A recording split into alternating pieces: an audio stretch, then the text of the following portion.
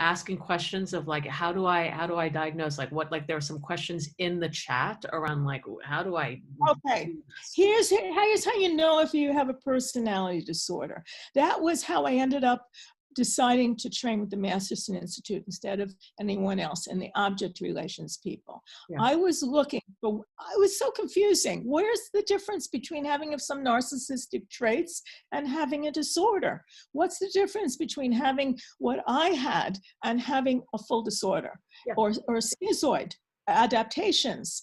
And the people that had the answer with, excuse me, object relations, terrible language, great concepts. So it's all about splitting. If when you like someone, you see them only as all good, having no defects at all, having nothing about them that you like or dislike. Mm-hmm. And when they do something that gets you, or you see them as all bad. Mm-hmm. Okay, so we have two binary categories, all bad or all good, with nothing in between. Mm-hmm. And then flipping, or one person flipping internally, I am all good. If I'm a narcissist and I'm an exhibitionist, I am the best. That's the all good. Mm-hmm. If I say, I am a piece of worthless garbage, that's the worst for the narcissist. Usually they use another word instead of garbage. I wrote a paper on the other word that is much more characteristic in all three personality disorders of narcissism. You can use that word here if you, where we use Yes. language all the time. So if you want to go into that and use the word. Sure. Another chapter I put in my book, I wrote it for Masterson at the Masterson Institute for their newsletter. It's called Shit, Shame, and Narcissism. It's a short paper, and it gives examples of my clients who pervasively use the word shit, shitty, or piece of shit to express when they were self-devaluing themselves, I am a piece of shit, or you are a piece of shit. So if you've been told by one of your parents or lovers, you're a piece of shit, you know, I immediately, my mind goes, you know, let's hear if they use the term again. Anybody can say, oh shit, that's not what I'm talking about. I'm talking about dreams about shit, shitting. God, I'm such a piece of shit. Why did I do that? Or other people. You're That's such right. shit. That's You're always such an like if you're doing that constantly, that's in your language. That's what you're referring to. So I'm referring to, yes. So so each of the three personality disorders, and I'm holding my hands up, it's binary. Yes. Remember, all good, I'll do all good, all bad. Okay, the way it hits. So borderline all good is I'm lovable, you love me. The feeling between us is one of love, mutual love. Okay, that's the all good for the borderline. The all bad for the borderline is you are a bad mommy. You're my abandoning mommy. I'm your ugly daughter. Speaking of me, I'm your ugly, unwanted, rejected, no one will marry daughter. By the way, none of that has worked. None of that has served as true, by the way, for Eleanor. Yes, but, and that wasn't said to me. Yes. But, you know, things have been said to people. So then you have the narcissistic all good is I am special and you, as an I'll do the three narcissists because there's three subtypes. As an exhibitionist, I am special and you are my audience, raptly attentive to me. And as a therapist, all you do is empathically resonate with everything I say and validate it for me. Validate every single thing I say, empathize with every moment I have and everything I do, and never criticize me. That is the all good side for the narcissist. The all bad side would be, I am feeling like worthless piece of shit, and you are my rejecting, hostile, sadistic, mean, whatever parent. It's usually, you know, and it could be on the mother, on the father, but it's really very strong. And the feeling between us is mutual hatred and disgust and despicable. Contempt, contempt and disdain. Contempt. Thank you, Anna. So then we have the schizoid one where the all good is I am independent. I'm independent. I don't need anybody. And you are willing to keep your distance. You're willing to let me set the distance, and you're not going to approach me unasked. You're not going to tell me what I'm feeling or what I'm thinking or take what's mine.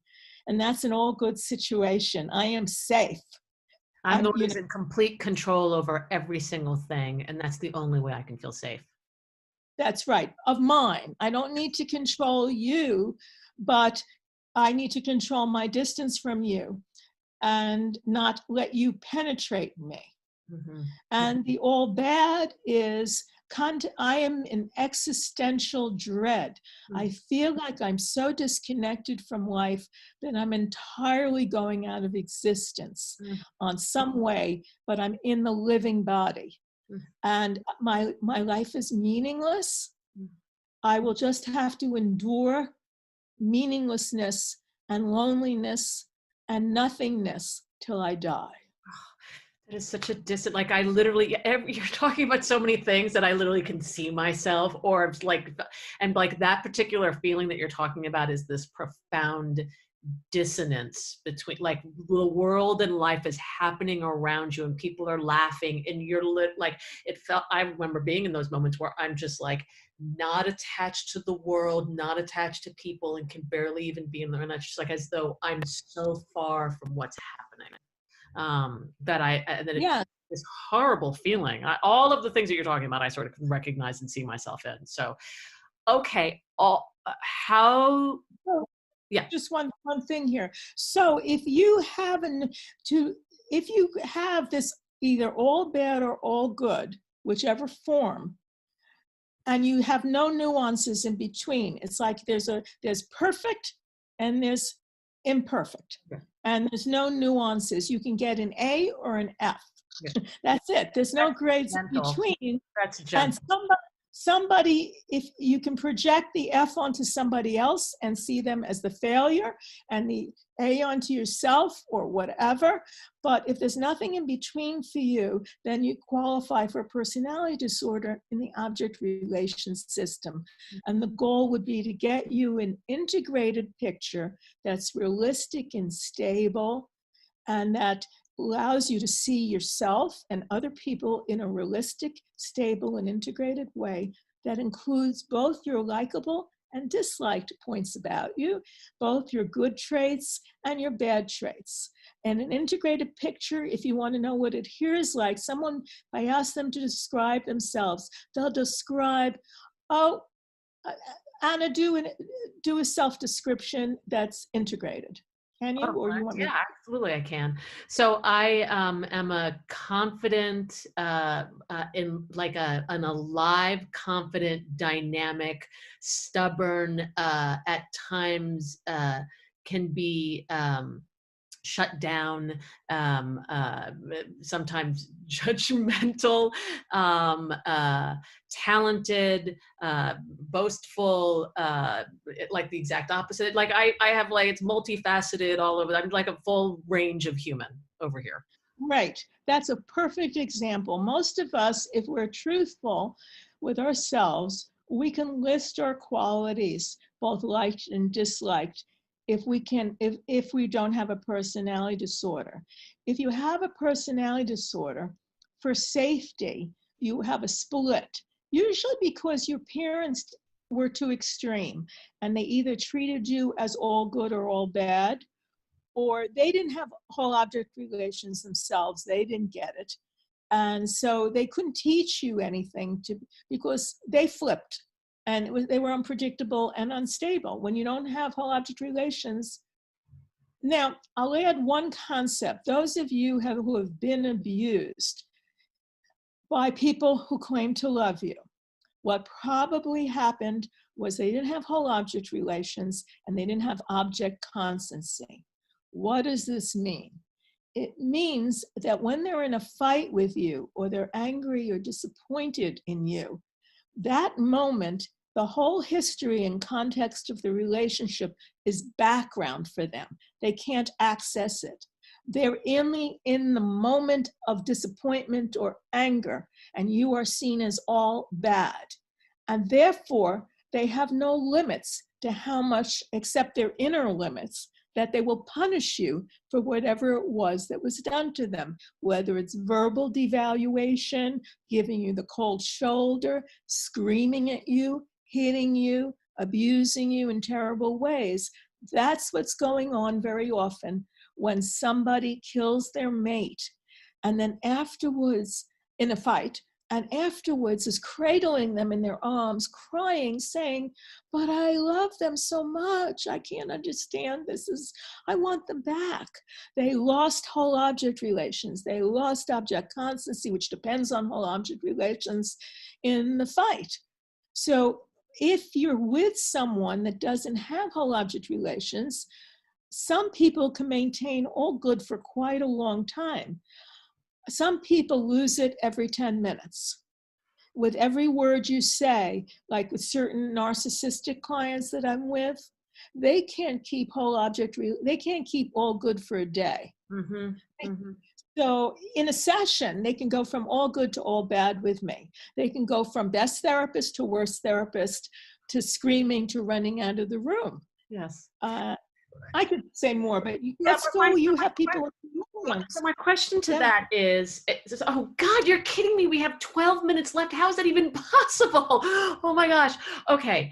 You were talking and there were so many things. Like I was thinking, we as a nation have a malady of the soul. Like what you're speaking to, I could see it in our own society, what we are moving through right now, how we devalue and we just like split, and we have people who are just like nothing and a piece of we're right, you're wrong. It's just like how we talk about each other and ourselves.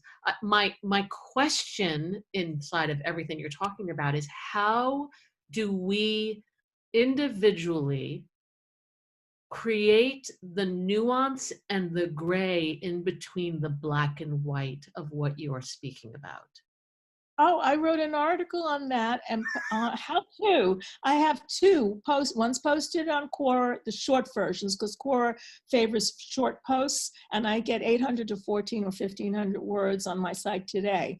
So, so there's a lot of writing that she has about that. There's a link on Psychology Today on my blog. There's an article called "How to Get Whole Object Relations as an Adult."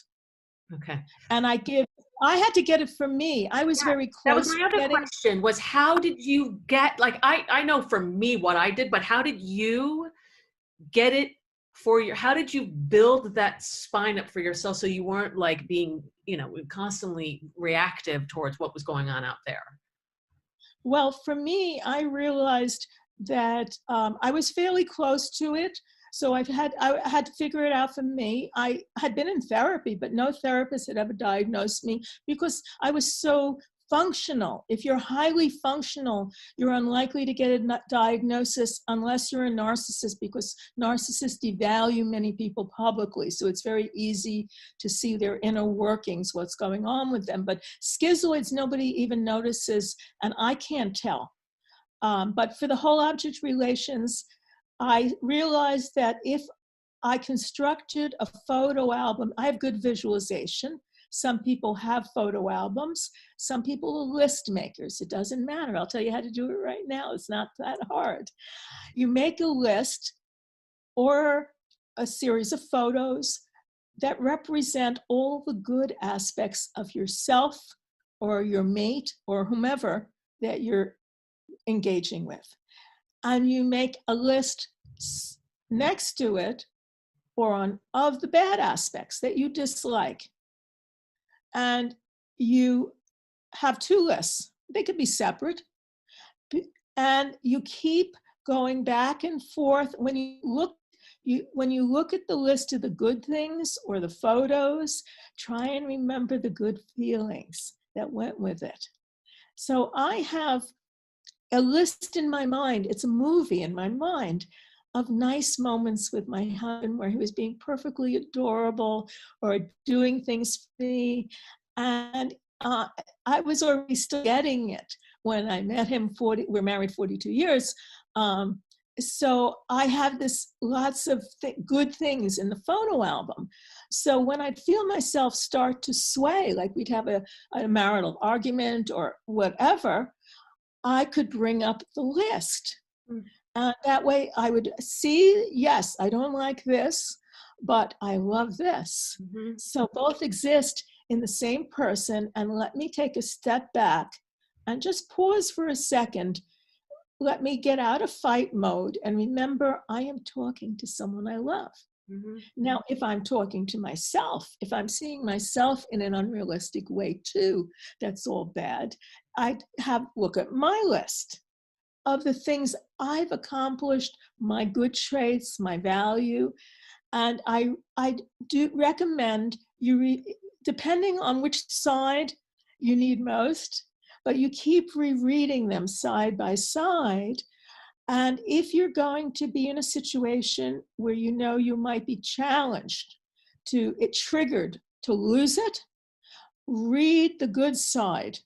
You read it every day in the morning, do the photos so that you're prepared ahead of time for that challenge. And your goal is to try and stay balanced or to rebalance sooner than you would have otherwise, to cut the time that it takes you to remember that you love this person, whether it's yourself or another person. It's great. And then we don't have a lot of time, but when dealing with someone who is devaluing you in a way that's dramatic, how do you what's your Stop it.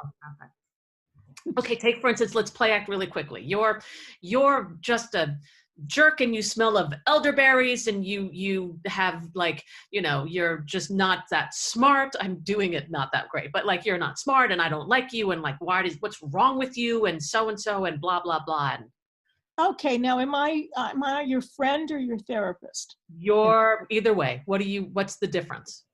Let's say friend, because most people are not therapists. Let's say it's a friend or in a relationship with me. Friend, let's have this conversation when you're a little calmer. No, let's have this conversation right now. Nope. Sorry, I'm not up for it. Bye. Boundaries. You have to know where your boundary is. Someone starts to abuse you. If you let them abuse you, they're not going to stop. They're going to escalate, because if they don't have whole object relations, you're the enemy. And anything they're capable of doing, they'll do. Not everybody's capable of much violence. Some people are easily capable of violence. Mm-hmm. I have pictures of people. Many people have been hit by the remote. Yes. Okay. That was a favorite tool in my, that was absolutely. Okay. So I forget where so I would just stop the person. I would leave till they can calm down. Now, there are people I like a great deal who could devalue me, have devalued me. And I don't have to sink to their level. That doesn't work. My rule is the sanest person in the room, the most compassionate being, has to put up the boundary, because the other person can't and won't. So this is my goal is harmless power. I don't want to harm anyone, but I want the power to put up a boundary and to protect others from the abuse.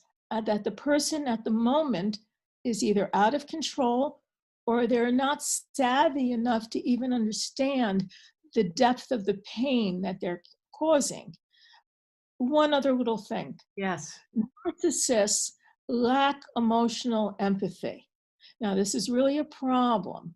They might have a teeny tiny bit to somebody exactly like them but they pretty much are known. They can have cognitive empathy. So if you're a narcissist listening to this, use your cognitive empathy. That's the ability to think through, who am I with? Do I generally love them? You can use your cognitive empathy to prevent abuse. The emotional empathy protects to some degree, because if you have emotional empathy, it's like watching someone hit their thumb with a hammer. You automatically tense. You can't hit that person easily. It's very hard to do real physical damage to someone if you have strong emotional empathy. So, but it's not hopeless. It's hard to get. Object relations is fairly easy to get. It's just repetitions and repetitions and repetitions and willingness to keep going with it till you have it. And it's a recipe almost. And you can think of your own recipe on your own. I Scrapbook. also think commitment, like there's actually has to be on the part of the person who's like developing it, because it sounds on paper easy, but like the actual development is like creating neuronal pathways that just weren't there, and actually like it requires some commitment, like going to the gym or going to doing anything that's a little bit challenging. You actually have to be committed to that process for some greater good for yourself and for the people around you. We have it's unbelievable to me, 3 minutes left. Say whatever it is at the end that you want people to take away from this much larger conversation that is at play in ourselves and in the world around us. Anything that you want us to take away from this conversation. Wherever you are, whatever has happened to you, there is hope for you to evolve with appropriate treatment and methods. There's both self-help methods and there's hope. I was abandoned many times. I was homeless from 16 to 17, living and crashing wherever I could on the streets in New York in the East and West Village. I got myself back to school. I was a high school dropout because I was abandoned. I had to get back to school. I had a little help with that. And then I went to college. It took me 7 years because I had to work at the same time, part-time. And I got my 2 masters and PhDs. What I want to say is it's not hopeless for anybody.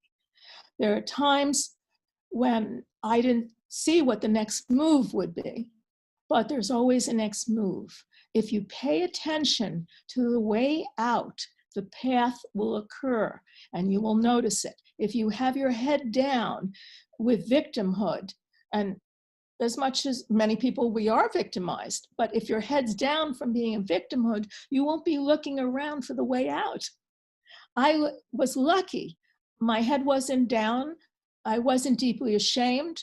I was just abandoned, with what all that means. And I was looking around a lot and I could see way out. And I also, for those of you who are on a spiritual path, connect with the divine energy of the world.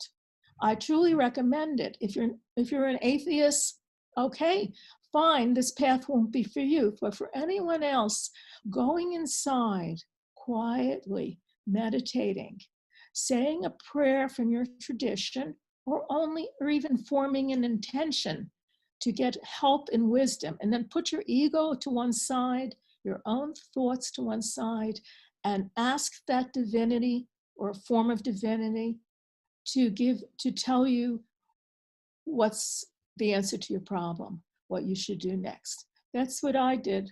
And that's how I got out of Greenwich Village. I got out of Greenwich. It sounds like the title of a movie. That's how I got out of Greenwich Village. Thank you. Thank you. Thank you, not just for this hour, but for that spirit inside of you that instead of looking down on the ground and feeling sorry for yourself, which you could have in that circumstance, some curiosity, some part of you was like, no, I want more and I want something different, decided to go from that to this and just kept moving ahead. And whatever passion, curiosity, intention, whatever it was, ambition that motivated you, spirit, God, divine source, thank you for all of it. Thank you, Anna, for giving me this opportunity to be on your wonderful show with your great energy. I love your energy. It's like bubbles. Audience, don't you feel it from her? She has this super good energy. It came across her email. That's why we were in contact. Blush profusely. Okay, great. Thank you so much. Thank you everybody for watching. There were so many comments. People were literally, you'll see the comments afterwards. People were literally like posting all of the things that you've done, your book, talking about how much your book has meant to them. Thank you for plugging in from everywhere all over the world. And I will see you again next week. Bye. Thank you. Bye.